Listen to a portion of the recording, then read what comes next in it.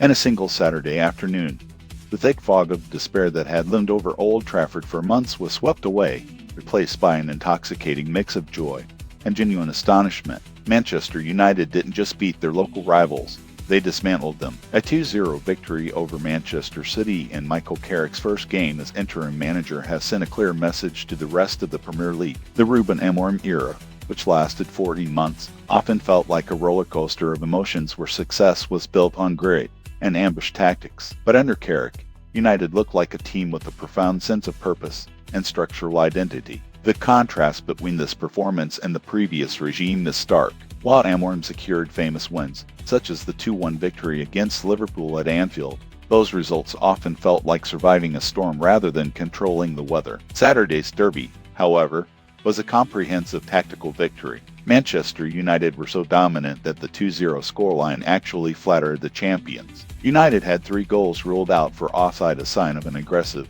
high-line offensive strategy that was only inches away from becoming a historic blowout. But it was in the defensive metrics where Carrick's impact was most profound. Manchester City, a team known for their relentless creative output, was suffocated. They were restricted to just 0.47 expected goals, or XG. To put that into perspective, that is City's lowest creative output in a Premier League match since February 2021. Carrick managed to turn one of the world's most dangerous attacking machines into a toothless side that struggled to even find a shot on target. This wasn't down to luck.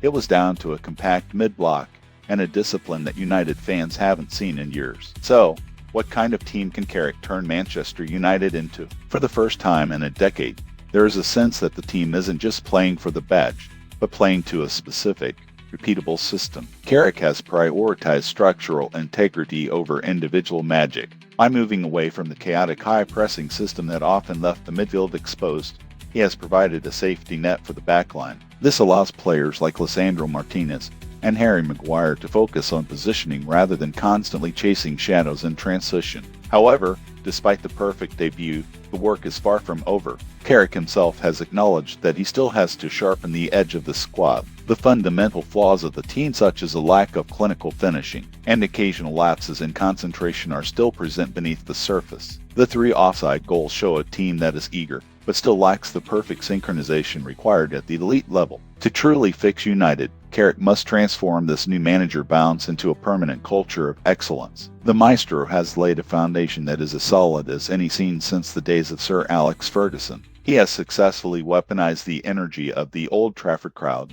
and combined it with a cold, analytical approach to the game. As the team prepares for a daunting trip to face league leaders Arsenal, the question remains, can this tactical discipline be maintained against every opponent? If Carrick can find the consistency he has publicly challenged his players to achieve, Manchester United may finally stop being a club in transition and start being a club in contention.